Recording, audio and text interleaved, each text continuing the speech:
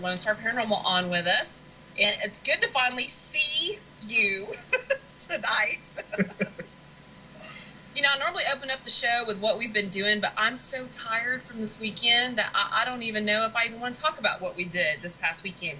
We were all over the place. We were supposed to go to a family reunion, and that was supposed to be just it, right?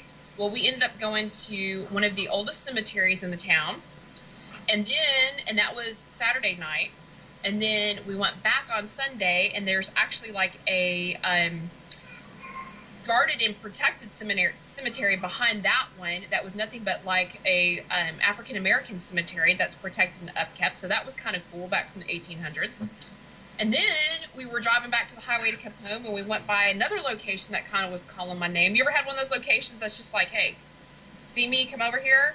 So we went there, and then driving home, we stopped by, it was one more cemetery.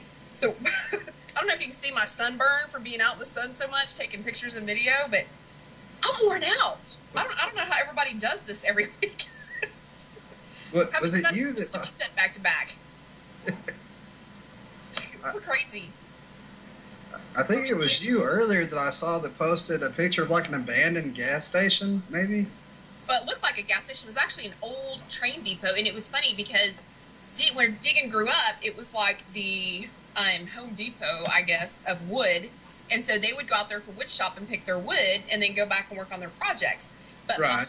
That area was like this, I call it a train depot, but it was these buildings that had train tracks in it where it looked like maybe the wood and all the supplies and stuff came in. And we were getting a lot of creepy feelings in there. And at one point, you know, I was hearing all sorts of stuff, like whispering and some footsteps and some things like that. And I had the Ovilus on the whole time because I'm like, okay, let's just see if we get anything. And so we're walking around, and I walked past that train depot part, and I walked back to the building that had been partially burned down where the wood used to be stacked. And all of a sudden I hear air. And I was like, yeah, I wish there was some air, some wind. I'm kind of hot, you know. And then I hear hot. I'm like, yeah, it's Texas weather. It's hot, you know. So I go, I'm waiting. Deegan had gone back to the truck to get some stuff. And so I set my case down, and I sat down for a minute. And then all of a sudden I hear dirt. I'm like, yeah, I'm sitting on the dirt. I'm like, wait a minute. I'm having a conversation with a spirit like I'm talking to somebody. I need to start paying attention to what's going on here. So it was one of those definite, you know, impromptu locations that I think we'll go back and visit next time we're in town just to see if we get anything else. But it was kind of cool. Well, there's always places, you know, that you're going through and you're headed to one place, and then you look and you either stop and you investigate, or you go on and you feel bad that you didn't go. And it's like, especially if you get in the back parts of McKinney and the Blue Ridge and some of those places. And there's a lot of history up in that area. And there was really, you know, I didn't know until we did some research on Hillcrest Cemetery. It was actually there before the City of Temple. You gonna get a sneaker? What's up, baby girl? You say hi? She is so cute. What are you doing? I'm just being a stinker. I'm being a stinker. I keep Daddy challenged. She's so cute. She's getting bigger, too. Oh, yeah. I think that was one of the challenges with the group is before we had her, I could do kind of whatever and go. And now it's just kind of, hey, you have a baby. You have other responsibilities. Yeah. Or it's, hey, I'd rather sleep tonight than go out and investigate. Oh, yeah. Especially since I work nights every day and only have 2 days off a week. And everybody... Those odd schedules, because I'll see you out investigating. I'm like, man, I got to go to bed and go to work. Everybody knows that we have a weird investigation schedule already doing Mondays. And we tell people that, and they're just, y'all are weird. You're crazy. But you know what? You can get activity anytime. I mean, we've done, you know, we were doing our stuff this weekend in the daylight. And that's one of the things I try to make sure people understand. You can get activity anytime. When you have clients call you and they talk about stuff moving around their house and hearing footsteps, that happens during the day. It doesn't happen all the time at night. The only reason we investigate at night is to limit some of the outside contamination. People just don't get it. Right. It's crazy. We get people that tell us they have stuff going on at 3 o'clock in the afternoon, 2 in the morning, 12, at just any time. There's a lot of people out there that they believe in, the witching hour, and you have to do it at 3 a.m. because that's when everything happens. And you have to listen to your client. When your client says, look, it happens all the time about 2 o'clock in the afternoon to about 5 o'clock, that's when you want to go out there and talk with your people. That's when you want to go investigate. Because I think we posted a question a while back on the Lonestar page and, asked when is the best time. And we had people that, were of the pagan belief, and they were sitting there telling us you got to do it at this time. And then people that had studied witchcraft, and they said another time. And then you got some of the Christian people that say you shouldn't do it any time. I know, right? So I think that's kind of a good debate too, and we get into it quite often. People, you must worship the devil because you're not a ghost. No, in the Bible there's 33 different places where it talks about spirits, so it's not like it's demonic by any stretch of the imagination. And we have a lot of people in the field that are ordained ministers. So I mean, if it was really that bad, we wouldn't have ordained ministers in our field. We wouldn't have the Catholic Church doing exorcisms. We even have people like Robert Hall, sorry, name slipped my mind for a minute, who is with the Catholic Church, and he's a real blanks there, sorry. Catholic priest, sorry, there we go. And he's going out and he's doing things, and people regard the Catholic Church as one of the oldest churches and one of the most well-respected. And so if a Catholic priest is going out and doing it, then why not the rest of us? Right. Well, and how many people do you seriously hear about getting possessed, having bad things happen to them afterwards? I mean, people think that every time we go out, we're going to run into something evil, something bad, a demon. I mean, I've been doing this going on my 4th year, and I have yet to run across anything that's evil.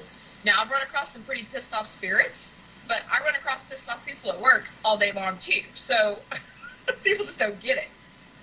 Well, it's just like, we've had people since we've developed our Twitter feed, and people will post all day long, scripture saying the Bible says this, the Bible says that. And what's funny is, we're all kind of, I don't know about you personally, but most people are kind of well versed on books like that, and people just kind of shove it in your face. It's like, Yeah. Well, and it's funny when you can come back with scripture right back at them, and they're like, I'm like, yeah, come on, let's go. Let's go. I love that challenge. People know it, too. People defer to me every time, and I'm like, I got this one. And with some people, there just is no arguing. They're set in their ways, and you have to do things the way they want to do. Yeah. You just go from there. We've been fortunate. I mean, when we branched off from Torch, we decided we were going to keep the team small. So everybody's got like-minded ideas, and it's pretty much always just me and Deegan. So we don't fight and argue about a lot of stuff. We'll look at each other, and we'll be trying to finish each other's sentence about what we want to do or where we want to go. So it works out pretty good. Well, and that's kind of the way that I like to run Lone Star is, I like like-minded people. And, I welcome outside thoughts, people who, I don't agree with this or I don't agree with that. But when it comes to a group consensus, I want people who, at the end of the day, you're going to back each other up. And if a situation comes up, you can talk to each other in a peaceful manner. Right. And I've had people that, that approach me, hey, I want to be on your team. And then I don't want to do this and I don't want to do that and I don't want to do this. And I hate this and I hate this people, and it's just, try to keep things civil and peaceful and keep an open mind about it. Well, and then you've got that negativity that affects the whole rest of the team. So if there's no positivity there, how are you going to be able to work together, and how are you going to be able to rely on that team member when you get on a location? I mean, I've seen people get spooked out and freaked out that you wouldn't expect to be spooked out and freaked out, and it's kind of like, okay, I need to know that I can count on you to remain calm, or that I know what your reaction is going to be when we're in that type of situation. And if you're going to freak out like that, then it's going to throw me off, and that's going to throw the whole vibe of the investigation off. And I don't think a lot of people think about that or look at that. Well, and I try to tell people too, even when, you know, because I have 3 or 4 managers on the page, and when they post, it'll post as Lone Star. It won't post as this person or that person.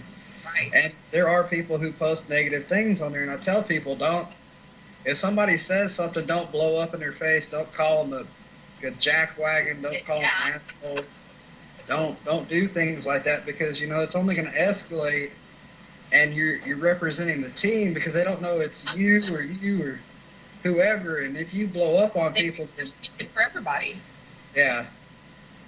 So it's just it's better if somebody says something, either just delete the comment or, well, that's your opinion, bye. Right. Thank you for voicing your opinion. And that's it. Yeah, on the DNS page, I pretty much police everything there. Deegan will watch it and tell me if there's something there. But, you know, we've had a pretty positive page, and we don't start a lot of controversy. I was doing some Tidbit Tuesdays there for a while and some Wacky Wednesdays, and then work got kind of crazy busy and trying to get things going for the show. I need to get back to doing that, because we had some stuff that would kind of spark some interest and some debate and some conversation. And that's good, but man, it's a lot of work too. Redoing a show, doing, you know, investigations and trying to keep that up, and I'm redoing our website and trying to get that to look a little bit better. I got a lot more stuff to do than worry about somebody's opinion on what I do. Well, it gets kind of complicated, because I think just with our personal pages, there's the Lone Star page, there's my Rev page, there's this page, that page. Each of us has a Twitter, and it's too much to keep up with sometimes. Well, and you almost have to delegate. So I take care of the team page, I take care of the TV show page, my personal page, then I help Deegan with his, I help Zach with his. Michelle's on her own because she's our social media guru. She takes care of most of our blogs. She and I share the YouTube. She takes care of Twitter. She takes care of, what's her favorite thing? Tumblr. She takes care of all that. So thank God, you know, I've got 2 teenagers that are on top of stuff to help me with that. But the website's all me, and the marketing and the case management. I mean, when you've got a small team, you wear a lot of hats, and that gets a little crazy. Well, that is kind of the way it is, and I've always kind of liked to just keep an eye on things. So I've set it myself as manager on all the pages. I let people do what they want. It's just, I like to keep an eye on things, make sure that somebody's not attacking one of the group members, or they're not going off, just shooting their mouth off. And, you know, because it all reflects back on the team. On you as a team leader. If your team members are going out and they're attacking people, or if somebody's coming back at them and you're not stepping up, and then it just lands in your lap. Well, and the other thing that you have to remember, and kind of what I reminded our people, you know, Torch, we had our own personal pages, and, you know, I've had mine, oh my God, going on 4 years since I've been doing this, and I always tell people, this is my opinion. This isn't my opinion of my team, this is my opinion. But now that we have DNS, it's our opinion. Right. Together. So, you know, and I tell people, you know, my personal para page is going to be, you know, I will tell you about my experiences. I will show you my pictures. I will show you my video. I will show you all of my stuff. But I'll also make fun at my expense. So you'll see some funny stuff that I do. You'll see some of our crazy little videos that Michelle and I do. You'll see, like, what we loaded from this weekend, some of our footage from this weekend, kind of walkthroughs and behind the scenes. You'll see all sorts of stuff on my personal para page. But on the team page, we try to keep it clean to just, you know, what we've done, what we've got coming up. So there's really not a lot of, I don't know, distraction on the page, for lack of a better word. Right. It's just, it can be a hassle. I know people that have been burned out so fast because they get into it, they're new, and between running the pages, uploading pictures, going out places, running in gas, and it's just, they get burned out so fast on it. You have to pace yourself. You know, and anybody coming into this, you know, we've kind of seen it a little bit. Anybody coming into it, it's not fun and games. You're not going to get something every time. You're going to spend more nights sitting, looking at nothing and hearing nothing than you are seeing something and hearing something. And a lot of people, you know, it's not like Ghost Adventures where we go in and boom, boom, boom, there's activity. They film that over a week. A week, people. Right. And they take the best snippets and put it into an hour. I mean, why do you think there's 30 minutes walk up, build up to the investigation, only 30 minutes of an investigation? And that's after a week. So don't think you're going to go out and get something in a night. We've been in people's houses before because we tell them, you know, we take video while we're there. They expect, because they've seen the TV shows, Ghost Hunters, Ghost Adventures, Ghost College, whatever you want to watch, and they're expecting you to bring in this big audio and video camera, and they're expecting you to bring a camera crew, and they see 3 guys come in with a couple of duffel bags, and they're like, this is it? No, that's not what I thought. And well, and then what's so funny is you pull out one of the gadgets that they see on TV, and then they're like, oh, okay, these people are serious. Really? Right. Well, it's like, oh, hey there. The K2s, you know. Hey, what's up with that? The K2s people look at, and they stop. Hey, I'm going to ask you something. You need to get in the house. Okay. Hi. And you're live on DNS Live. That's what we love about live TV.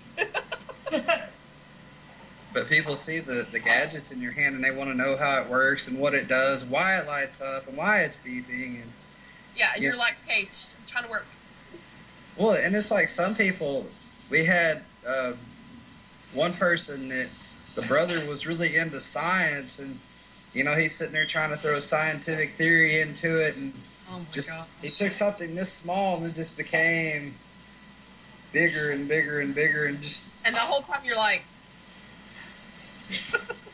You know, I appreciate science, I really do, but I'm trying to explain something simple to, you know, a 16-year-old, a 17-year-old kid, and they're not going to understand astrophysics and... No. And they think they know it all anyway. So they're not going to listen to you.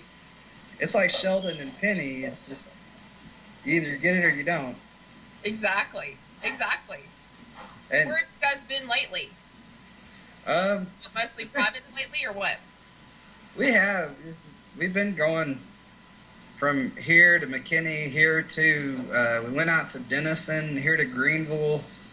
So we've been putting miles on my car. I was going to say, where are you guys at?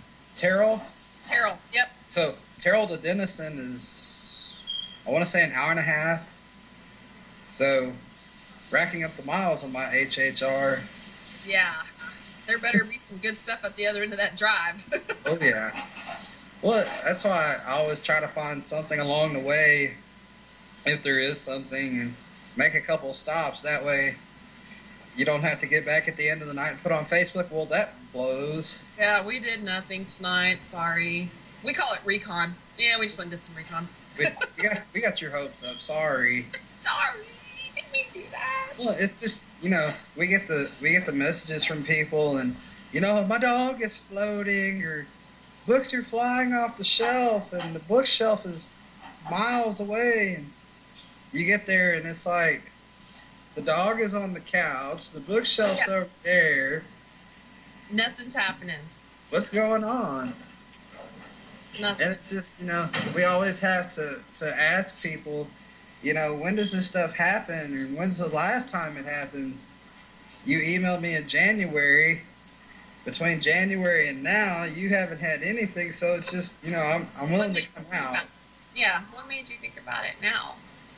And it's, I always get in trouble because I like to ask questions when I get somewhere, and I tell people up front, I have a set of questions I ask. I always ask, you know, have you been prescribed any, like, antipsychotics? Yep. Have you been treated for a mental disorder? And people get really offended by it sometimes, and it's just like, I'm sorry, it's just part of the... I have to go through it. And, well, I have a packet that I do, and I'm like, we're going to go through all these questions. You can ask me questions as we're going through it, but I have to ask these questions. And it's like, once you give them that expectation, they're like, oh, okay. And then sometimes I'll be like, you know, even if you know, suspect that maybe they might be on something, be like, no, you're not taking anything like this, are you? yeah, No, okay, well, I didn't think so. And you're kind of like, maybe. Well, and I never get scared to ask. We go to people's houses, and, you know, they're showing us the bedroom and the bathroom and all this. And if something's laying out, pill bottles that I see, I always ask, you know, what is this? Yeah. I'm not trying to get in your business, but I'm just trying to make sure that, you know, you might not be tripping on LSD while I'm talking to you. Right. are taking some kind of sleeping medication and you think you're being bothered at night, but you're really, tossing and turning in your sleep or something. Yeah.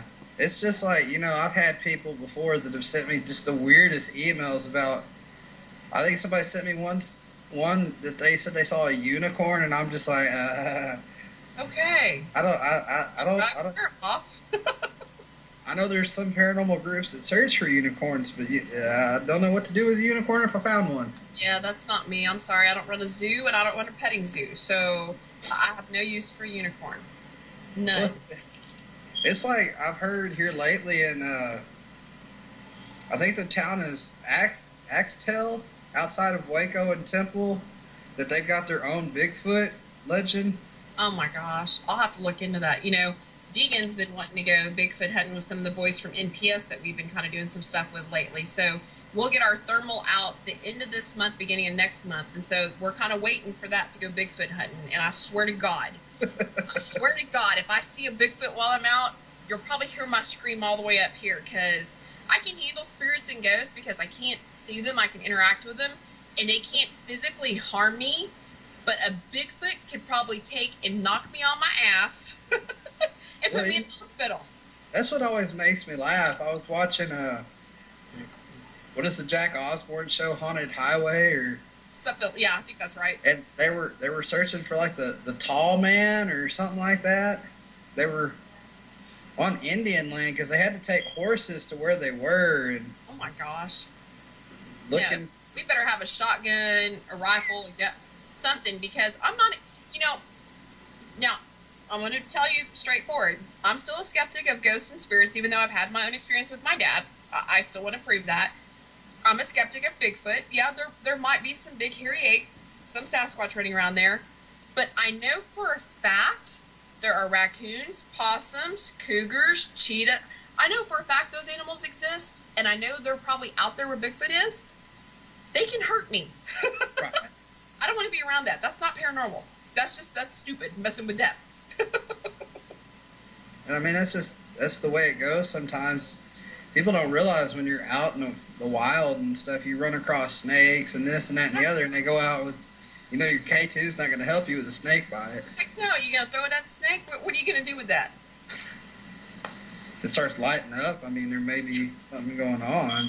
I know we've been about carrying like a pellet gun or a BB gun or, something like that to be safe, but I'm like, man, if I see a snake and we're outside, I'm running to the car and I'm done for the night.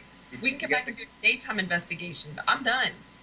You got the ghost of the last guy that got bit by the venomous snake. Yeah, no thank you. No thank you. And I'm sure that would be on video, and I'm sure to get millions of YouTube hits because Sherry would be screaming bloody murder, but yeah, no. I can do a lot of stuff to get some laughs. That's just one day that just won't be that funny. It's like I get really envious because, we meet people from all over the world, and I have friends in like Germany and Australia, and they're always telling me come out on our investigations, and if I had the money, I would. If they're going to fly me out, great. So if you're in Germany or Australia and you're watching this, you want to fly me out. But we'll take that sponsorship. And add it on. I know personally, I have friends that are from Australia, and they say the spiders are like this big. And no, thank you. No, thank you. Don't like spiders. Don't want to mess with spiders. Guide or something like that, you can take me on, but I'll let you have that experience. It's not going to be me. Sorry. That's what I was go through that international sad. I look at these profiles from the groups from England and stuff, and here we've got houses and apartment complexes that people are calling you out to, and I see on friends' pages, we're going to this castle. And castle, I know. I want to investigate a castle. I want a castle. I want a pub. I want something cool. How many castles do we have in this country? The White House would be close. Official castles. So, I don't know. There's some mansions down in Highland Park that are probably castles. Close enough. People get shot up there all the time. You get lost in it. It might have some history to it. Might have some. What's y'all's next big investigation coming up? We're gonna do the Hotel Lawrence again at some point. I know. I was gonna ask you about that. Like, are you going to get a bunch of people together, or what are you thinking? They're going to give us run of 2 whole floors. Well, I say that. I may want to check back on that. But last time we were on the 10th floor, and that's the one where they say the girl had jumped out of the window in the 60s or 70s. It fell to her death out on the ground. And, you know, last time, just because the hotel, they get people that are paranoid about it, so they put everybody on, you know, the 1st through 9th floors because they said that, you know, people have checked out because they've seen some of the ghost hunting teams go through there, and then they get spooked. And, you know, I paid big money for this hotel room, and, you know, there's ghosts, and they're on like, my you door. didn't do your research on the freaking hotel to know. And so, you know, they've had people that have spent $200-300 for the night and demand their money back. So what they try to do is keep you separate. It's like they told us before we went in, discreetly bring your things through the lobby in a bag where they can't be seen. Right. Don't tell people what you're doing. And so it's just, they're trying to protect their business because they do make a lot of money, and they're really great people, but at the same time, they don't want you to scare off the guest. Well, and the thing is, if you Google the hotel, you'll see it. It's all over the place. You know, haunted hotel, senator dies in hotel, and it's just all over the place. Well, you know, I took the Dallas ghost tour down around the West End, and one of the stops is the Hotel Lawrence. They take you into the lobby. And, excuse me, he was talking about trying to put together a hotel tour where you would not only go to Lawrence, but you go down to Adolphus, which is my favorite place. So, right. I mean, we went down to the Red Courthouse. I learned a lot about what used to be an old Dallas cemetery that the West End was built on in that parking lot. There's a lot of rich history there. The West End's actually haunted. I got some stuff on my camera that night just doing the ghost tour. And it was funny because everybody else was there for the novice and the fun of it. And I have my little mini backpack, and I got all my equipment, and I'm taking pictures, and I'm doing this, that, and the other. And the tour guide's kind of getting a little perturbed with me because I'm, like, hanging back, and everybody's like, did you get anything? And he's trying to give his spiel, and I'm like, I'm so sorry, dude. But if it's a ghost tour, I want to know if there's any ghost. And sure enough, we went into the basement of the West End. It's a haunted house now, and there was some activity there. Like, I actually heard a woman's voice. I caught some light streaks. I mean, there was all sorts of stuff going on in there. Well, there's the rumor, and I read it on Google somewhere, that at one point back, you know, in train travel days, that they were shipping bodies, you know, to funerals for miles and miles. And one of the stops was somewhere there in the West End, and the bodies were being unloaded. And, you know, they were keeping them in a basement, keeping them cool. And the story goes that, like, a traveling circus or something came through, and they started selling the body parts on the black market. Now, whether or not that's true, I don't have any idea. But there was a circus down there. They're actually, if you've ever been down to the West End, it's the West End and then Spaghetti Warehouse, and there's a parking lot on the back side of that underneath all the highway passes. That whole parking lot used to be the original Dallas cemetery, and it was actually segregated between whites and blacks back then. So there were two cemeteries there. And they said when they started digging some more, you know, they relocated all the bodies, they built part of that area. When they started building again, they were actually digging up bodies, and they had to stop and go back, dig all that up, and rebury those bodies elsewhere. There was a big controversy about that. So there's a lot of activity there, a lot of activity down there. People don't realize if you go a little further up into downtown Dallas, some of the buildings that are there, and I can't really say which ones because I'll get in trouble, but there are certain buildings that are built on top of other cemeteries. Part of the cemetery is still there, but big other city buildings were built on top of the other part of the cemetery, and those graves were moved. So, well, and if you do your research, you'll figure out which ones they are. And if you do the ghost tours down there, you'll figure out which ones they are. But that whole area down there used to be one big cemetery.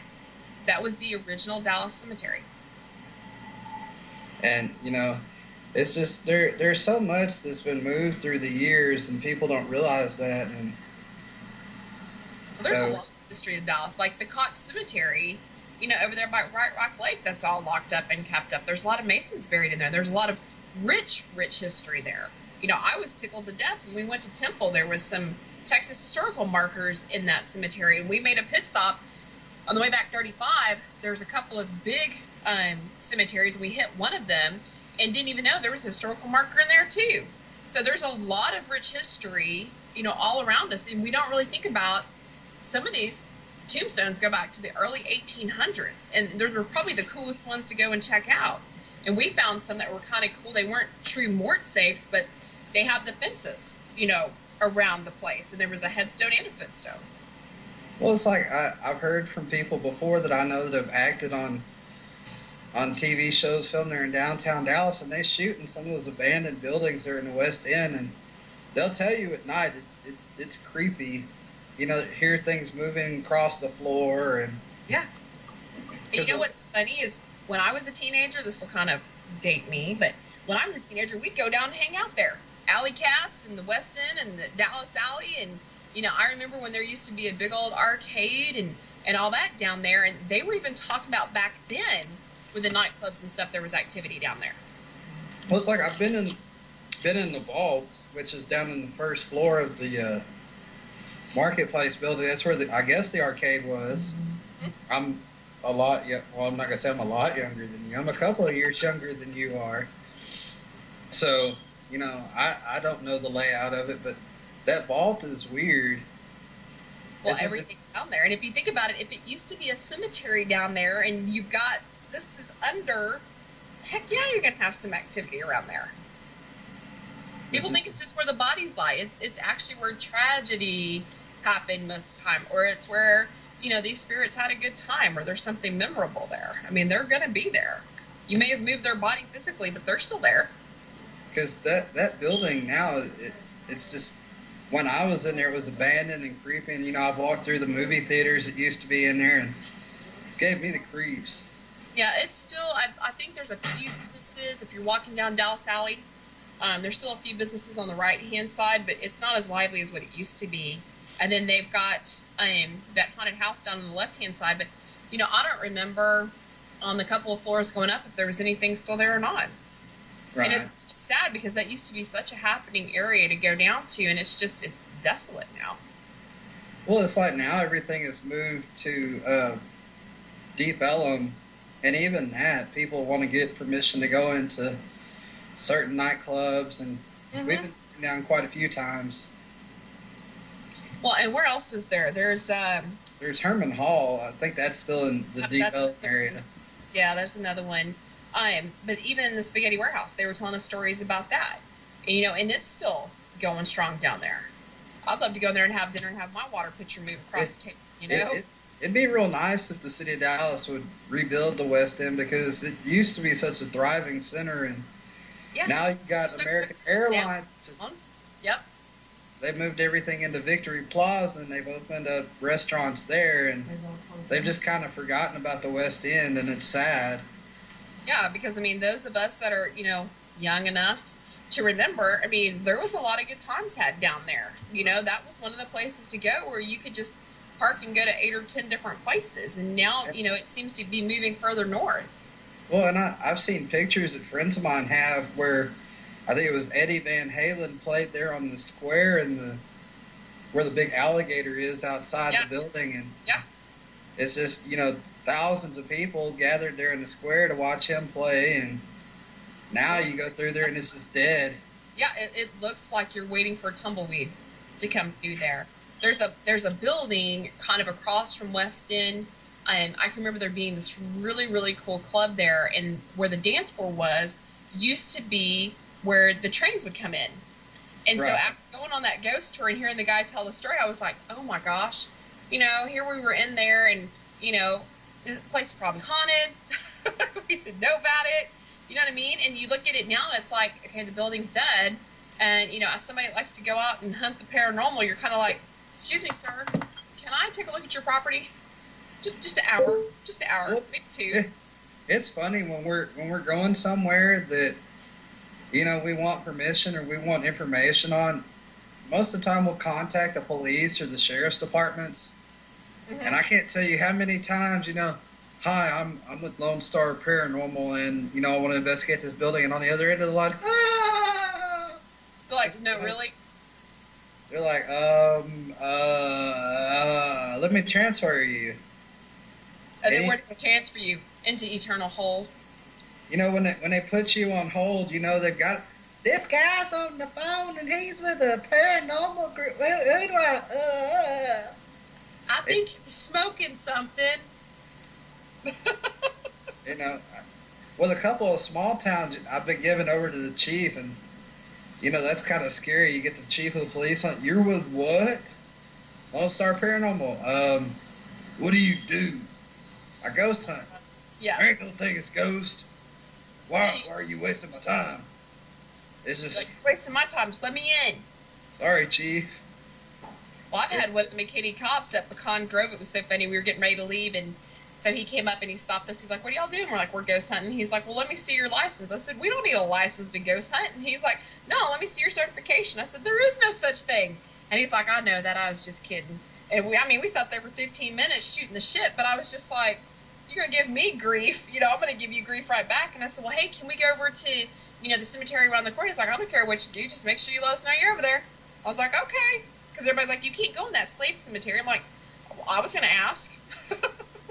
Of course, he let me know. I saw that you guys and Eric, I guess it was a couple months back, y'all went to White Rock Lake, and you went by Cox Cemetery. And we got out at Cox Cemetery a while back and started taking pictures, and, you know, cars are stopping. What are y'all doing? We're just taking pictures. We're not trying to break in. And yeah, we're not doing anything. You know, it's funny. I think we only had one car that's the whole time that we were out there, and it was one of the neighbors that wanted to come up through the alley. Yeah. But nobody else walked up to us, you know. We walked all around Bright Rock and all around Flagpole Hill, and, you know, nobody walked up to us, asked us what we were doing, and, you know, we've got filming equipment and pictures and all sorts of stuff, but people pretty much left us alone. And there's still a little bit of work we still need to do on that Urban Legends series and going back out to White Rock. So I'm kind of looking forward to going back out to the lake. Shane had started doing some experimenting on one of the bridges where they believe that the Lady of the Lake actually went into the lake and turned around, and the batteries had gone out on the camera. So he's out there for 30 minutes. We're laughing our asses off because we're watching him from a distance do this dancing and all this across the bridge, and none of it got picked up on film because the camera battery died. And it had fresh batteries in it when we started, so that was kind of funny. I've been doing a lot of research on it. You know, we've been out there, I think, 6 times now. And, you know, I always get members of the group who haven't read the material that I send to them. And, you know, over the years, the legend has, you know, exacerbated and become such a big thing. The original one that I found was from, like, I think 1937, where a girl and her dad were in a little boat, and it capsized and she drowned. And then later on it became she was in a car, and the car went off-road and she drowned, and husband was going to drown his wife, and then she drowned. And it's all changed. Well, I think the original story, if I gather it right, and I'm trying to remember where I saw it, but the original story was way back in the day on White Rock Lake, what they would do is go out there on the boats and they'd drink because of the prohibition area. And so they could go out on the boats in the middle of the lake and drink and not get busted. And story has it, a man and his girlfriend are in the boat, they're drinking. I'm not sure if he broke up with her or if there was an argument, but that's what happened, and she fell off the boat and drowned. Now, I've also heard, in addition to that, that there was a car driving down the highway, lost control, and ended up in the lake. So I've actually heard 2 stories that weren't really a reflection of the one.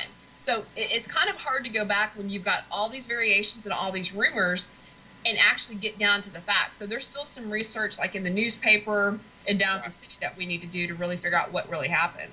Well, if you go back and research, there's even been people who were shot and thrown in the lake. And I've seen at least one drug deal that's gone bad, and it's always women, it's never men, and I don't understand that one. So there could be a gang of women out there. It's the ladies of White Rock Lake. And that's getting them drawn in. Well, oh yeah, that's the other thing Deegan was saying. I don't know if you heard him or not. We were waiting on Shane to finish up his part, because when you film alone, you actually are doing your part alone, and the rest of the crew, we go off and go do other stuff, and we do some documenting of other stuff. And we're walking along the lake, and Deegan's like, come here, look at this. There was a dog floating in the water. And we were like, oh, that's kind of sad, blah, blah, blah. We walked down a couple more feet, and there's another one. So we're like, what the hell is going on with all these dogs floating in the water that are dead? And both of them, both dogs were headless. So it's kind of like, what's going on down here? You know, is there something eating the dogs? Is there something happening to the dogs? We didn't know. It was kind of scary. And, you know, some of the people that hang around there at night are pretty scary, too, on top of that. So there's a lot of safe investigating, I think, that needs to go on down there. But, yeah, I'm curious to see, you know, what we really are able to turn up as fact from history. Because if you go out on the bridge that sits back behind the dog park, you'll see on the bridge itself that people have drawn the pentagram out there and just written all sorts of weird stuff. It's like one of the trees that's right behind the dog park.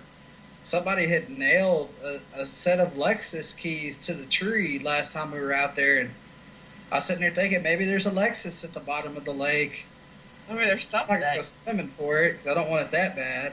Well, but if you think about it, like, we're out here near Lake Louisville, and there's a lot of accidents that happen on the lake. You know, people are out there drinking, and accidents happen. People die on the lake. You know, White Rock is so popular that kind of stuff's got to happen out there, too. So we're talking about more than just Lady of the Lake. We're talking about some of these other tragedies that have happened, and you never know who you're really talking to if you get somebody out there. Right. And it's just, you hear rumors from people like my granddad used to say, I picked her up, I swear. And it's just, you get all sorts of people, well, I seen her and she was over in there and she had a white dress on. And I think some people, you know, may have heard the legend and, you know, driving along and they want to tell a good story. And yeah, I picked her up in the 70s and she was pretty. And so it's just, it all depends on what they've heard and what they say, and you either take it as what they say or you don't. Lying. Well, and the funny thing is, if there was some fact to it, we would have found out about it somehow through newspaper clippings, the police department, or something. I mean, and being that long ago, it's definitely one of the isolated incidents. Right. There's got to be more since then. And how do we know that White Rock has been as big as it is now? You know, things expand and contract and change and all that stuff. So there's got to be some more stuff. Right. Than just that. I bet you we could go out to Lake Louisville and do the same type of thing. You know, we could go to any of the lakes around here where there's been some accidental drownings. Well, it's just things happen, and, you know, sometimes they don't get reported, and it's like with cemeteries. I've had people tell me, you know, why are cemeteries haunted? Why would a spirit that died at Parkland Hospital be way over here and in downtown Dallas in a cemetery somewhere? And so, I mean... Well, and you know, we really don't have an explanation for why spirits hang out where they do. I mean, I don't know if you've kept up with us, but we've actually got 4 spirits in our house at any given time, and it's always the same spirits. And I've had people challenge me, you know, we've never heard of a spirit following somebody home and staying. Well, we do. We have one we brought back from Hotel Adolphus, who is a big spirit. He's a protective spirit. He loves to pick on Deegan. He loves to play little jokes. Most recently, he took my sunglasses and put them in my daughter's room where I couldn't find them. So, I mean, he's always here. My dad's here. We've got Deegan's sister here. And then we've got a spirit that Zach brought back with him from one of the forts that helps him out and kind of guides him on some stuff. So it's like at any given time, we've got anything here. Don't ask me why. I know why my dad's here. And I know why his sister's here, but I don't know why Adolphus stays. I guess he likes picking on us. I don't know. Maybe we treat him better than they did at the hotel. I don't know. Well, it's like I like to pick on my mom, who's standing here watching me. She always tells me that, you know, hey dear, that she can smell vanilla tobacco that my dad used to smoke in a pipe, but she doesn't believe in ghosts. It's like, I don't believe in ghosts. They're not real. They don't happen. Get out of here. You're lying to me. There's a difference between ghosts and spirits. That's what I say. Okay. And there is a difference between ghosts and spirits. She's right on that. There's a true definition. We actually did that on Tidbit Tuesday on our page. Spirits have never been attached to a human body, and ghosts have. It's just... See, I say it the other way. Ghosts are like lost souls that just roam the earth. Spirits are the... I really don't want to be on camera. Spirits are the souls of those who have departed who can make contact with us. So that's the difference that I say. I don't believe in ghosts, but I do believe there are spirits because I've had that happen. So I can smell tobacco when no one else can smell it. Well, and you know, it's funny because we have asked Deegan's sister, the first night that we ever did a dowsing rod session with her and talked to her, we actually asked her, you know, from now on, when you come to visit us, will you let us know your presence by blowing smoke in our face? And so we're sitting here working on the computer. I've got this big old monitor, and so we sit side by side and we're working on the computer. And Deegan looks at me and he's like, I smell cigarette smoke. And I'm like, I do too. I'm like, what the hell? You know, he always smokes outside. I don't smoke. He never smokes in the house. And he hadn't even been smoking like 10, 15 minutes before that. And so we're sitting here. We just smell it really strong. We're like, okay, go get the dowsing rods. And sure enough, we start talking to Pam. So we've told her, anytime you're around us or you're around the family, start blowing cigarette smoke. Well, I've had Deegan's sister message me on Facebook and say, I smelled smoke last night. I said, well, say hi to your sister. That's what we've asked her to do. But, you know, people think that it's a haunting and that spirits have to move stuff to make their presence known. But, you know, it's the same thing. Same thing goes for sounds as it does for smells. When I had my office here in Terrell, when my husband was alive, he would come in and, you know, take me to lunch or whatever, and he would kind of go straight through my office and go to the back and use the bathroom and come back and that kind of thing. Well, after he passed away, I would ask the girl who was working for me, who was a young black lady, I would say, can you smell that? And she would say, what? I said, just tell me, can you smell anything? And she's like, no, I don't smell anything. And, I mean, the smell of vanilla tobacco would literally be so strong it would knock you down. And wow. She couldn't smell it, but I could. And then, like, the back office door would come open, and then it would close. And she's like, what in God's name is that? And I was like, yeah, just tell Jimmy hi. And she's like, she's over there freaking out at her desk. Well, then a friend of mine called me one day, and she said, because it usually happened on days when I was, like, stressed out or whatever. Of course. And a friend of mine called me one day. She worked down the street from my office. And she's like, are you having a bad day? And I said, well, no, not particularly. Are you? And she said, well, I'm just wondering. I'm driving by your office. And she said, it's the weirdest thing. She said, I got all the way down the street. Nothing happened. I got right in front of your office. And the inside of my car became so strong with the smell of vanilla tobacco. And then as soon as I was past your office, it was gone. Wow. And I said, well, Jimmy's just saying hi. I think it's so cool because, you know, I don't get, well, except for Pam, I don't really get any smells. I can see my dad walk through, and I've had people come over that don't know anything about the story of my dad. And they'll come in and they'll sit for a little bit, and they'll, you know, they'll be a medium or sensitive, and they're like, Sherry, this is a short little Mexican in the corner that just won't shut up. I'm like, yeah, that's my dad. Dad, do you mind? And people are like, I mean, they look at me because I'm so serious. They're like, huh? Like, well, it's like I always get these weird looks from people because after my dad died, we had his flag put in a case because he was a police officer. And, you know, I was laying on the couch one night and I guess I had the TV on and just I looked up and I could swear that his face is in the flag case. And, you know, I started asking people and, you know, my sisters are just like, dude, you're smoking crack. And it's just like, no, you see what you see. Yeah. It's just, I guess that's just the way some people are. Well, but some of us, I think those of us that truly believe and have had that tie-in and had that experience, it's second nature for us to have that, where a lot of other people, it's more of a shock to them because we've been out at Hood County Jail doing a light session and asking spirits to turn on the lights. And all of a sudden, out of the corner of my eye, I saw my dad. And so I was like, okay, first time I've ever done it. I'm like, Dad, if you're here, can you turn on all the lights? And every single light, all the motion lights, and every single flashlight came on. And I was like, okay, that's all I needed, you know? And I kind of looked at the team like, there you have it, type thing. So you either have the belief or you don't. And I think those of us that have that belief and have that open-mindedness, I think we get a little bit more activity than those of us that are a little closed-minded. I mean, like I said, I don't believe 100% because if I did, why am I out there investigating to try to prove it? You know, I'm still a skeptic and I still want to find an answer for everything. I still want to debunk it. I still want to be able to say, oh no, that was the wind shutting that door, or, you know, it's at an angle so it's shut. I want to find some logical explanation, and when I can't, then it gets my attention. Right. And I mean, it's like my house. My dogs sleep with me and my wife in our bedroom, and I'll get up at 2 or 3 o'clock in the morning to go to the bathroom, and I have an armchair in my living room, and it just sit there and rocking back and forth. I'm not in there. The dogs aren't in there, so it's just like either my house has really bad foundation, or there's a really good draft on that chair. And There's something. My wife has said that too, and you know, she doesn't like it. She hates it. And I start telling people, well, it's all in your head, and it's not really moving. Well, crap. Come over to my house. It's moving. Watch the You chair. start talking to it and see who it is. Somebody likes to sleep in your living room. I think I don't know if my landlord's mother had passed away in that house. She passed away in the house. Okay, so she did. It may be my landlord's old Yeah. mother.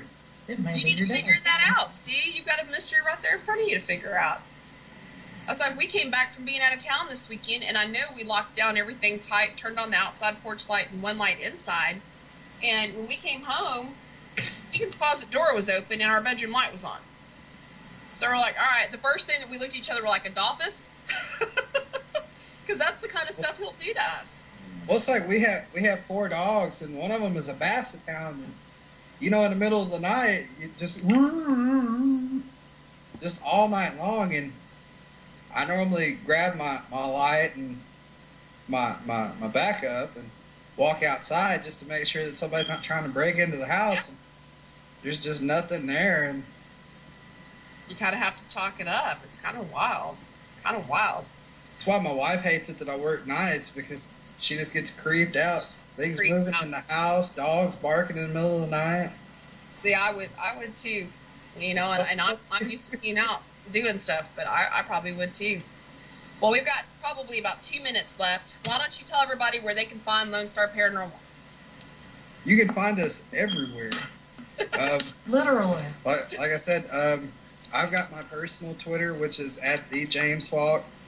There is the Lonestar Twitter, which is, my memory serves me right. I think it's I think it's @LonestarPara actually, and then there's @TheRev_LSPGHC. And then we're all over Facebook, and if you go to our Facebook, you can find the links to our Twitters and to our Facebooks, and Find all you just guys. find our mini pages. We'll give you candy if you find them all. If you can find all of them, it's a scavenger hunt. You can It's kind of like Where's Waldo, except it's Where's Where's Lonestar. Lonestar? Where's the Where's the red? Well, that's awesome.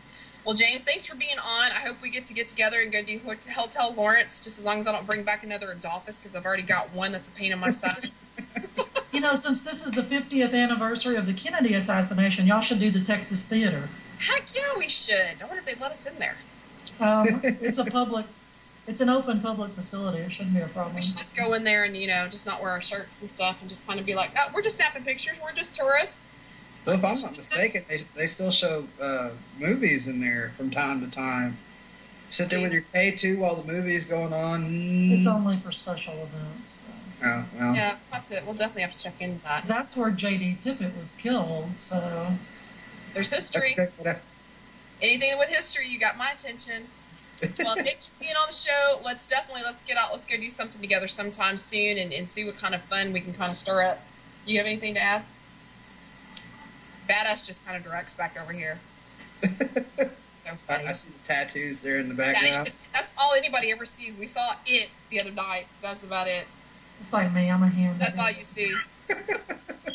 So funny. Well, thanks again for being on the show. We want to also mention our sponsors and thank our sponsors.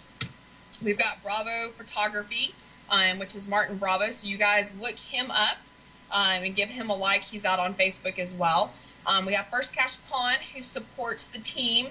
And we got some new equipment from them this past weekend. Hopefully we'll get our thermal out soon. And last but not least, Paranologies. We've got Jeremy Jones over there getting us all powered up with Paranologies. So we thank Jeremy for coming on board. If you guys want to sponsor the show, want to see your ad here, want us to talk about your business, hit us up. You can hit us up at dsparanormalcrew@yahoo.com. Otherwise, we will see you guys next week, and thanks for watching tonight. She is so cute.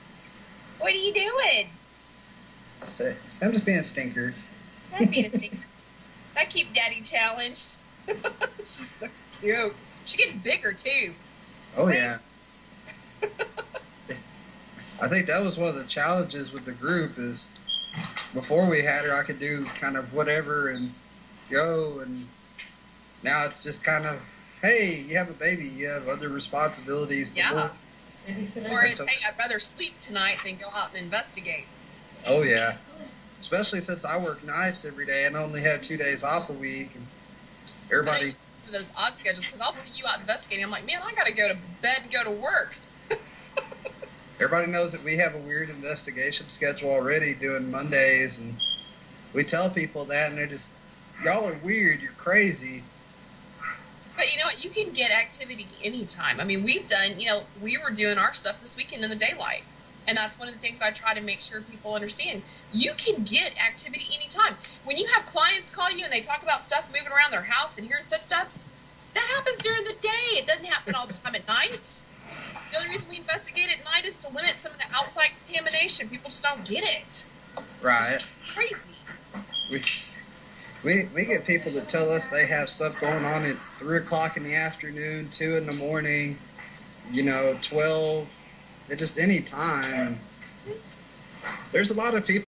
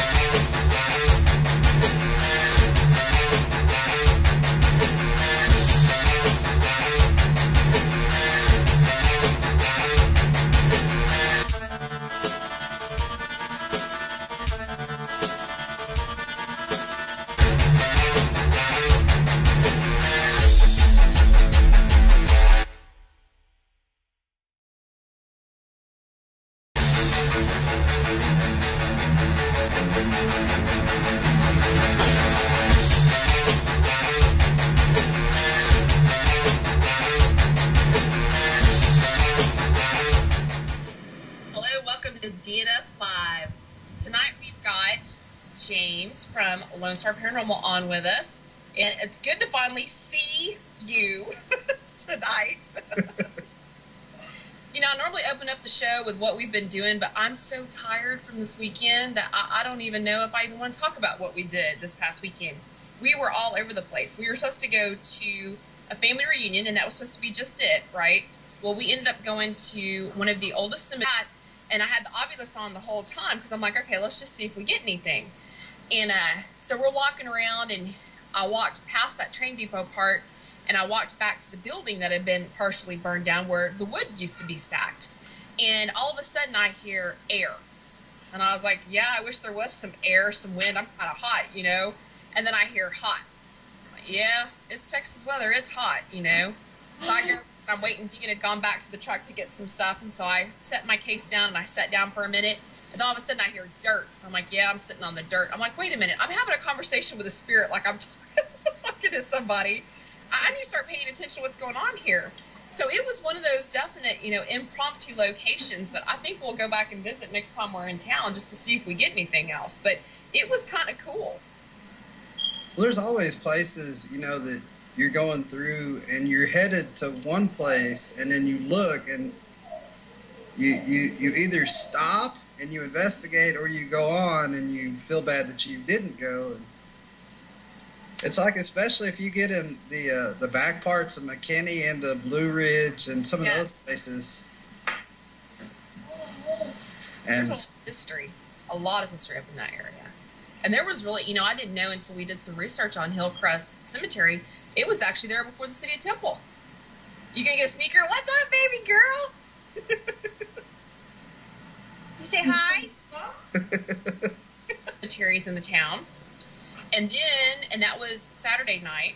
And then we went back on Sunday, and there's actually like a guarded and protected cemetery behind that one that was nothing but like a African American cemetery that's protected and upkept. So that was kind of cool back from the 1800s. And then we were driving back to the highway to come home, and we went by another location that kind of was calling my name. You ever had one of those locations that's just like, hey, see me, come over here? So we went there, and then driving home, we stopped by, it was one more cemetery. So I don't know if you can see my sunburn from being out in the sun so much, taking pictures and video, but I'm worn out. I don't know how everybody does this every week. What, was it you that back to back? We're crazy. I think it was you earlier that I saw that posted a picture of like an abandoned gas station, maybe? But it looked like a gas station. It was actually an old train depot, and it was funny because where Diggin grew up, it was like the Home Depot, I guess, of wood. And so they would go out there for wood shop and pick their wood and then go back and work on their projects. But right. That area was like this, I call it a train depot, but it was these buildings that had train tracks in it where it looked like maybe the wood and all the supplies and stuff came in. And we were getting a lot of creepy feelings in there. And at one point, you know, I was hearing all sorts of stuff, like whispering and some footsteps and some things like that. People out there that they believe in, you know, the witching hour, and you have to do it at 3 a.m. because that's when everything happens. And you have to listen to your client. When your client says, look, it happens all the time about 2 o'clock in the afternoon to about 5 o'clock. That's when you want to go out there and talk with your people. That's when you want to go investigate. Because I think we posted a question a while back on the Lonestar page and, you know, asked when is the best time. And we had people that, you know, were of the pagan belief, and they were sitting there telling us you got to do it at this time. And then people that had studied witchcraft, and they said another time. And then you got some of the Christian people that say you shouldn't do it any time. I know, right? So I think that's kind of a good debate too. And you know, we get into it quite often. People, you know, you must worship the devil because you're not a ghost. No. You know, in the Bible, there's 33 different places where it talks about spirits. So it's not like it's demonic by any stretch of the imagination. And we have a lot of people in the field that are ordained ministers. So, I mean, if it was really that bad, we wouldn't have ordained ministers in our field. We wouldn't have the Catholic Church doing exorcisms. We even have people like Robert Hall, sorry, name slipped my mind for a minute, who is with the Catholic Church, and, you know, he's a real